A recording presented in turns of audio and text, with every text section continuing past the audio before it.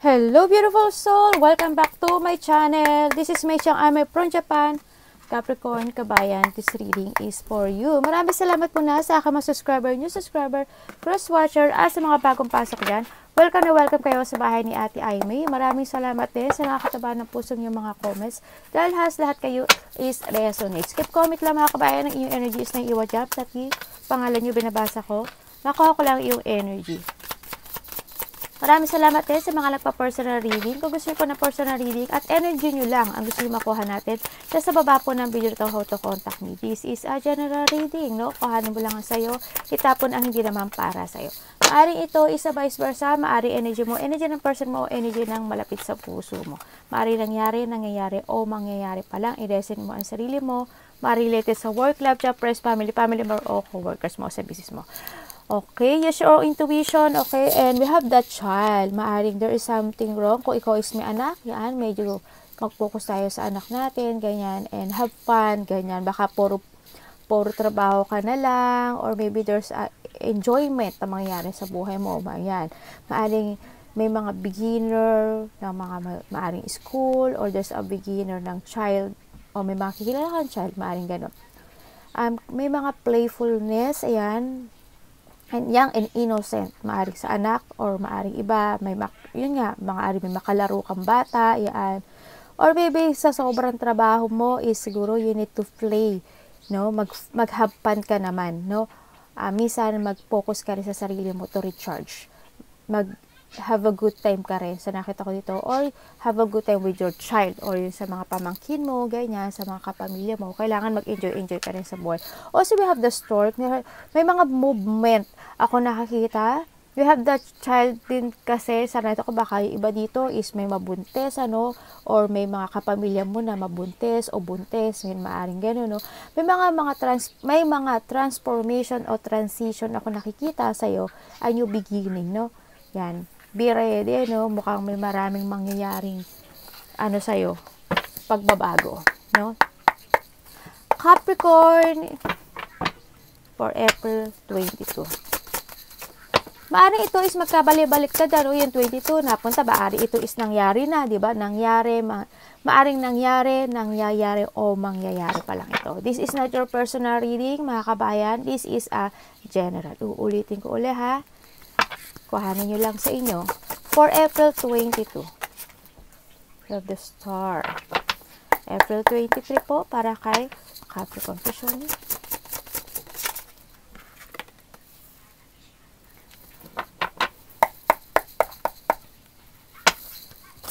April 24. Dalawa talaga? Kailangan dalawa talaga? Sabay ganyan, no? For the 25 po, para kay Capricorn. Kasi natin. Okay.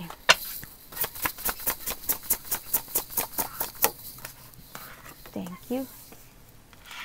At for the 26, kuhanin din natin yung advice ng universe at ang iyong overall energy. Okay, sorry ha sa torchara ko. 27. Hello, ang dami ah. Ano yun? Okay? Universe, ano po ang inyong advice for this week para po kay Capricorn? The advice ng universe sa'yo, please show me. Thank you po. Ano ang overall energy? Okay, salamat po.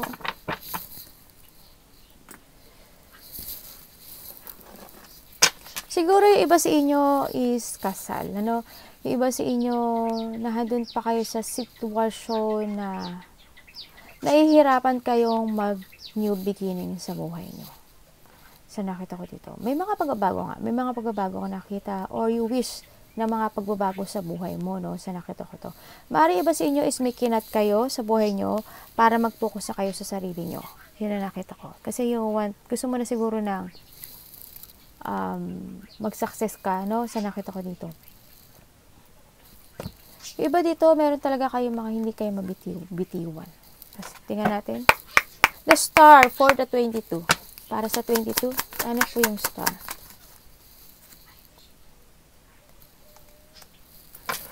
andito ka sa part ng buhay mo na siguro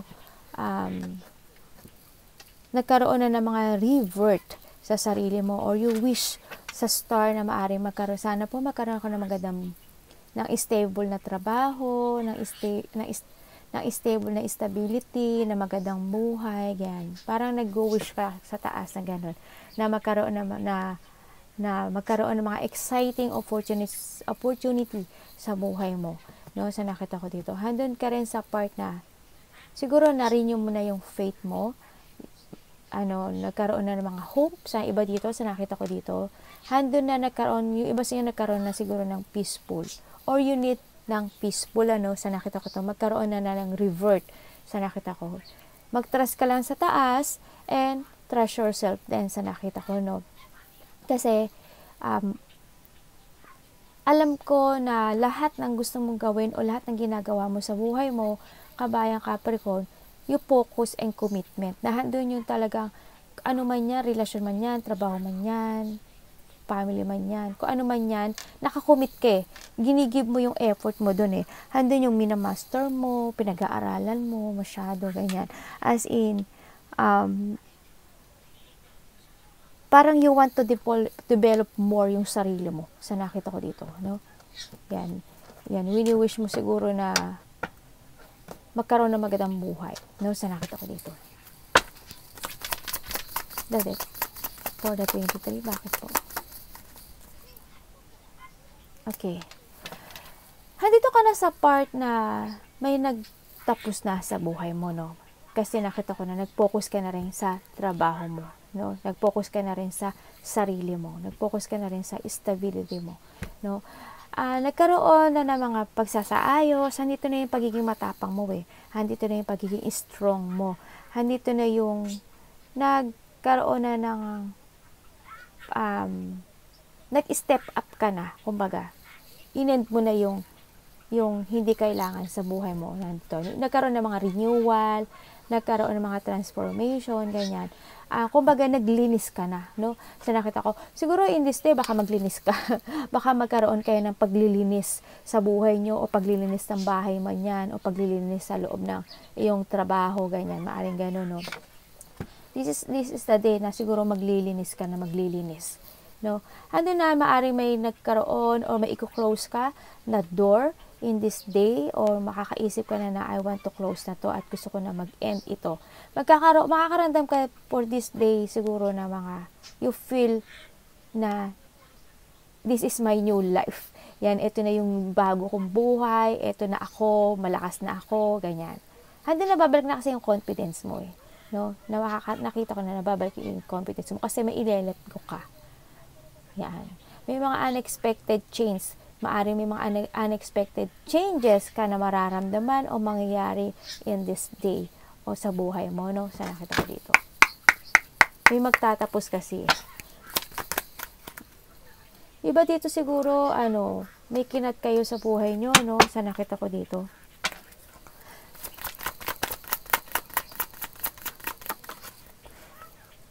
Siguro magkaiba kayo ng lengguwahe ng partner mo o nasa ibang bansa ka, ganyan. Nandito sa part na parang nandito ka, minsan siguro na pag-iisip ka sa mga dapas na pangyayari sa buhay mo, no? Na hindi mo napagwagian, ganyan, hindi nagkaroon ng mga clarity, maaring ganun. Siguro nakapokus ka o naalala mo in this day, baka rin maalala mo, maaring magkaroon ng mga stress, yan. In this day, siguro magkakaroon ka ng mga frustration, magkakaroon ng mga pag-aalala, magkakaroon ng, yung dinidream mo, maaring hindi mo makuha in this day, no? Or mga nangyari na yan sa iba.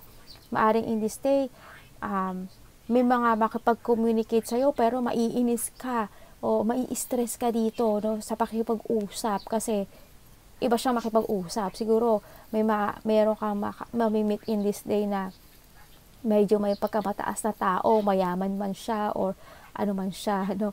Maaring gano'n, or maaring mainis ka sa mga kasamahan mo, o may mga tao ako na maaring in this day, meron ka mga makakollaborate, o makasalamuha, tapos na nakakainis, o may makita kang tao na nakakainis in this day.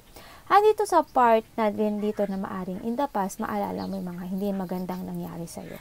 In this day, makakaramdam ka ng mga anxiety. Baka in this day, hindi ka makatulog, magkaroon ka ng nightmare, ganyan, sa nakita ko dito. Maaring may mga pagkatalo, no? Yan, maaring matalo ka in this day, o hindi mo makuha nga yung gusto mo, sa nakita ko. Makakaramdam ka kasi dito ng kawalan ng pag-asa in this day, no? Kung titignan ko dito sa part na to, there is someone na maaari maikinat ka sa buhay mo. Andito yung part na you give effort sa isang sitwasyon na hindi naging successful. Sa nakita ko dito. No, nawala ng achievement. Ganyan. Na nasaktan ka.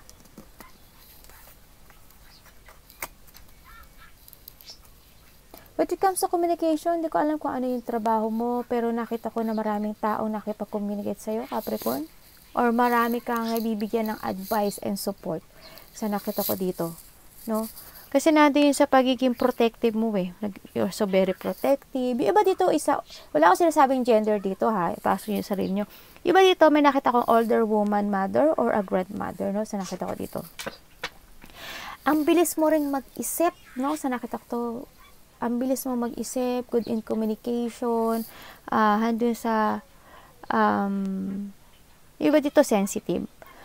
Nakita ko kasi you look to the back before you action, before ka mag-action, no? Sa nakita ko dito. Matalino ka rin, syempre, sa nakita ko dito, and you are not biased. No, pure ka sa lahat ng bagay, sa nakita ko dito. Nakita ko sa inyo, iba nga sa inyo, marami nakakakilala na sa inyo, no? Sa inyo, maari sa trabaho nyo, marami na nakakilala sa inyo, ganyan. Or maybe you have a social media na hindi naman nagsasucess, no? Yan, maaring doon nai-stress ka, naisip mo, paano ba ako magsasucess, paano ba ako makikilala, ganyan. Ano bang dapat kong gawin para umangat sa buhay? Siguro may mga pag-iisip ka na ganun. Anong dapat kong gawin para makaalis ako dito sa hindi ko magandang lugar? Ganyan. Yung iba ganun. The Magician to show me for the 25. Okay. With the Ace of Swords. Asa nakikita ko sa'yo dito, may mga gustong makipag-communicate sa'yo. So, nakita ko dito. May mga gusto makipag-communicate sa'yo. Siguro mga kasalanan mo sa trabaho, your past relationship, na nagkaroon kayo ng conflict, na mga hindi ka nagkaintindihan, or mga kapatid mo o mga kamag-anak mo, ganyan. Basta malapit sa puso mo, na they want communication sa'yo, no? Siguro in this day, may makipag-communicate sa'yo. Yan, may mga makipag-communicate sa'yo. Yung mga tao na hindi ka nila gusto, yung mga tao na hindi mo nakakausap, by the 25 siguro makipag-communicate sila sa'yo. So, nakita ko to. Parang yung mga dating mo nakaaway, o mga hindi nagkaroon ng understanding, hindi pagkakaintindihan ng sitwasyon, maaaring iba. Kasi iba, in the past siguro may mga nangyaring pag-aaway with sa lupain, or territorial, yan, o mga ari-arian, o trabaho man yan, ganyan. Na masyado kang nag-care sa kanila, pero hindi ka na sinuportahan. Pero this time, they want communication. Maaring sa love life, ganun din, no? O sa trabaho. Pero this time, nakita ko, maybe, maaring ikaw ang gagawa nito, o siya ang gagawa, or vice versa. Ang nakita ko dito, magkakaroon ng communication, magkakaroon ng makakaramdam ka na ng peace, no? Makakaramdam ka na ng magaang na pakiramdam dito. Kumbaga, maiintindihan mo na yung mga situation na nangyari sa'yo in the past. Ayan, may mga tao na makipag-teamwork. Yan, sa nakita ko dito. May mga tao makipag-teamwork na makipag-communicate sa'yo. Sa iba naman, sa nakita ko sa'yo, Capricorn, dito, with it comes sa'yo, handun na parang naintindihan mo na rin yung sarili mo, eh. Naintindihan mo na yung sarili mo. Okay, fine. Hindi ko na makailangan siguro mag-focus dito sa stress ko, dito sa mga hindi ko na-achieve, dito sa mga dapas ko dito sa mga nangyari sa akin. Ganyan. Parang nahandun na sa part na ikaw na rin mismo ang magbibigay ng solusyon sa sarili mo sa mga nangyayari sa iyo. No? Handun na rin yung magkakaroon na rin ng mga harmony with yourself and then sa ibang tao sa nakita ko dito.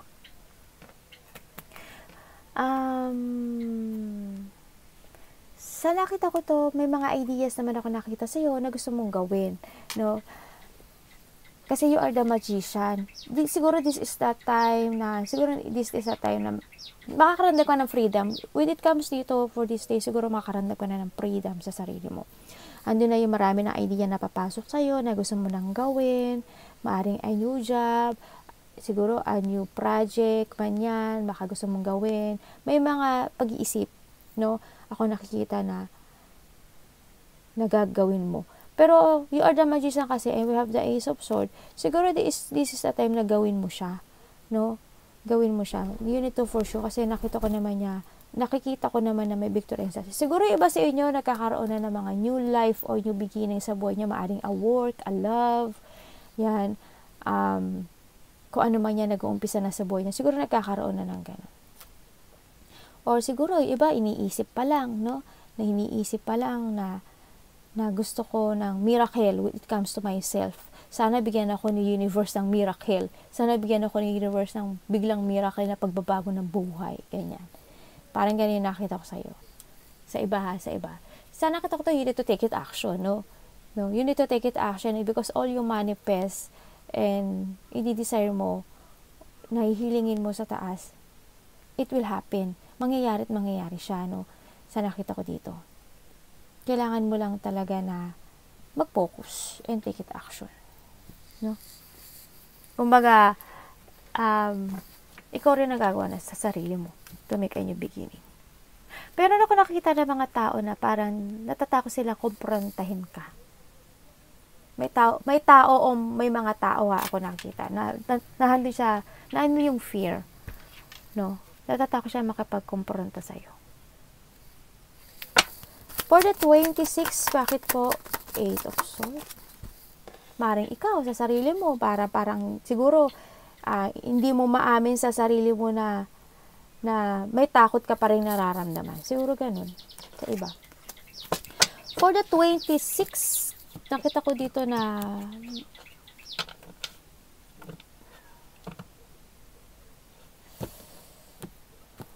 magkakaroon ng mga hindi maaring matrap ka or you still trap sa sitwasyon na meron ka ngayon. Ganyan.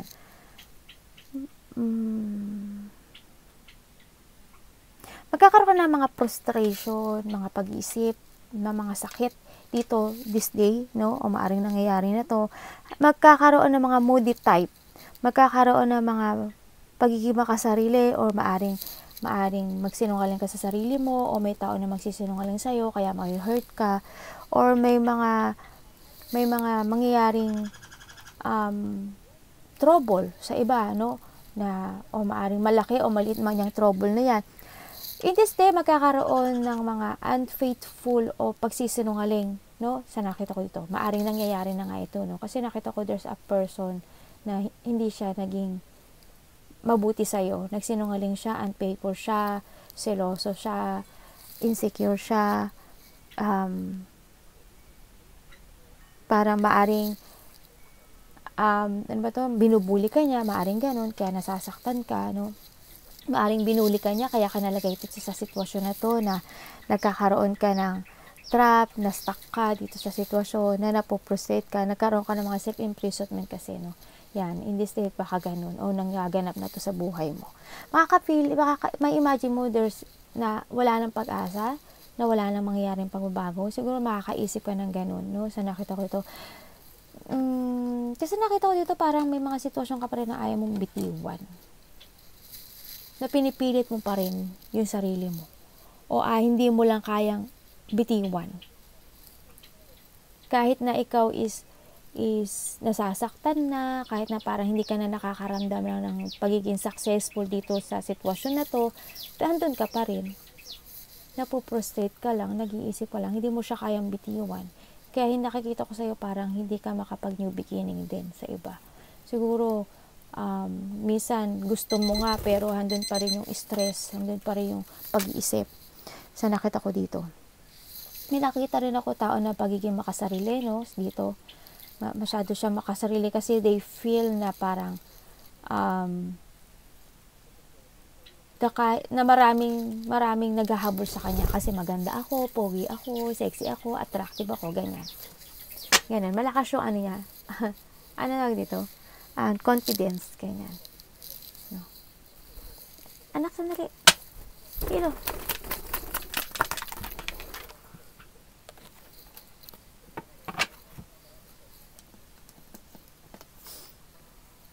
Sa nakita ko dito naman, sa iba, siguro, may nakita kasi ako for the 27, siguro magiging busy ka. In this day, magiging busy ka.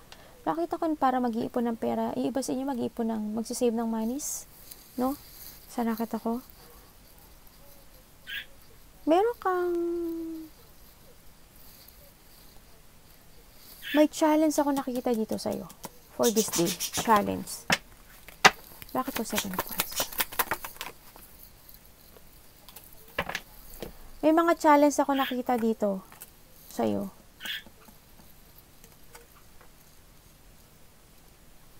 Marami makikipag-communicate sa'yo dito. Oh. Marami akong tao na makikipag-communicate in this 27. Or marami kang tao na makakasalamuha siguro dito. Kasi nakita ko magiging busy ka. Nakita ko maraming tao na susuporta sa'yo. Maraming tao nakakakita sa'yo ng nare-recognize ka o maraming tao nakakita sa'yo ng kakayahan mo.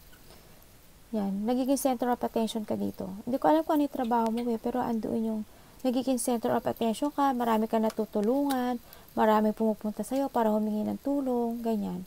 Parang ang dami. No? Ano ba yun? Pagka lumipad na yung mga anak ko, ganun. Ang advice sa'yo ni universe is the Hierophant. Haba na to. Ay, naku naman, grabe, oh. Saan tayo dyan, anak? Ano yun? Parang isang hawian lang to, ah. Baby! Hierophant, bakit po?